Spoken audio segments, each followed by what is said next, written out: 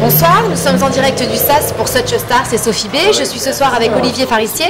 Alors Olivier, en quelques mots, quel est ton parcours? Mon parcours, j'ai commencé par ouvrir le 115 en 89, après le Riad. Après, je suis descendu dans le Midi à Saint-Tropez, je suis monté à Courchevel, après je suis allé sur la voile sur les quais de Saône. Ensuite, j'ai pris le Carmélina pendant un an et je suis venu prendre cette affaire ici dans le 6e. Alors revenons un petit peu sur le 115, ça a été quand même un des endroits incontournables de Lyon. Oui. Quel est ton souvenir par rapport au 115? On a trouvé cet endroit avec Jean-Claude Caro, personne n'y croyait parce qu'on était sur Villeurbanne et on a créé un nouveau concept avec un bar à l'envers où toute la clientèle lyonnaise un peu dans le vent était chez nous, quoi. Par rapport à ton parcours initial, comment tu es venu au domaine de la restauration, au domaine des bars branchés? Ah, depuis le départ, tu étais dans la restauration? J'avais une entreprise d'orfèvrerie avec mon frère et mes parents, donc on connaissait toute la restauration à Lyon et à l'étranger, donc c'est là où j'ai rencontré Jean-Claude Caro, qui m'a proposé d'ouvrir le 115 pour mes 27 ans. Aujourd'hui, tu as 42. Ça fait vieux. Donc tu viens d'ouvrir le SAS. Ouais. Quel est le concept que tu as voulu mettre en place ici? Comment ça se passe? Moins sur la nuit, plus sur restaurant pur, avec restaurant italien, avec Mauricio, que tous les Lyonnais connaissent. Donc ton chef, c'est Mauricio? Oui, tout à fait. Mon collaborateur, c'est Mauricio. Donc ensuite, on va, je pense, rester un peu plus longtemps avec lui pour créer d'autres restaurants italiens avec lui, sur Lyon. Mais dans le même concept, où c'est restaurant, bar d'ambiance, mais en étant ouvert toute la journée et le soir. C'est quoi la touche Olivier Farissier, alias Trompette, qui fait que tes affaires fonctionnent, qui fait que tu as une fidélité par rapport à ta clientèle? C'est quoi le secret? C'est une histoire d'amitié, hein, c'est une histoire de gens qui me connaissent depuis 20 ans, une histoire de folie, quoi. Les gens, ils savent que quand ils viennent ici, ils passent un bon moment. Ils mangent bien, ils s'amusent bien, ils sont bien reçus, voilà, c'est tout. Est-ce que tu as prévu des soirées à thème, un petit peu en vue de l'été, je sais pas, l'ouverture d'une terrasse? Non, c'est vraiment un restaurant, plus restaurant que bar aujourd'hui. Mais c'est vrai que le jeudi, c'est un peu plus rock'n'roll parce que les gens, ils viennent... C'est le jeudi soir en fait qu'il faut venir dans l'établissement. Voilà, oui. Comme à l'époque, de toute façon, tous les jeudis, c'est là où il y a une belle clientèle, où on s'amuse bien. Et le vendredi, ils ne sont pas là en général, ils partent en vacances quand nous, on travaille. Et oui. Quel est ton meilleur souvenir en fait par rapport à tous les établissements que tu as pu avoir? Le Riad. Le Riad? Ouais, parce que personne n'y croyait. Et comme c'était à l'étage, c'est vrai que c'était assez incroyable. Jamais monté quelqu'un à l'étage à Lyon. J'ai dit je fais un pari là-dessus. Et c'était une folie, quoi. Voilà. Les gens sont tous venus en disant mais c'est du n'importe quoi. Avec rien, quoi, pas de déco, rien, j'avais mis des... Ça reste pas le 115 en fait. Si, il y a le 115, mais le Riad c'était plus un challenge, tu te dis, personne n'y croit, on y va, alors que le 115 j'avais déjà fait, quoi.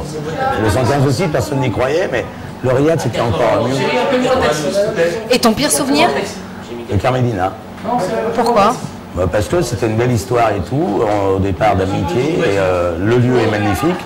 Et à la finalité, on s'est séparés un peu parce qu'on n'était pas d'un commun accord, bien sûr, mais on n'était pas sur la même longueur. Alors si tu le veux bien, on va jouer un petit peu, puisque je crois que tu es un amateur de jeu, je crois que tu adores les casinos, je crois que tu es un grand joueur de... Tu as arrêté? T'as interdit de casino? En France. Depuis quand? Depuis 2 ans. Depuis 2 ans? Oui. Carrément interdit de casino? Je me suis fait interdire. Parce que tu étais complètement addict? Non, parce que j'étais joueur, oui. Mais je préfère le jouer au poker entre amis et au pire aller très loin pour jouer au casino. Le casino m'intéresse. Donc on y va, du tac au tac. Une rencontre qui a changé ta vie? Jean-Claude Caro. Jean-Claude Caro, quels sont tes rapports aujourd'hui avec Jean-Claude? Très bien, toujours. C'est comme, c'est un ami, quoi. Un frère?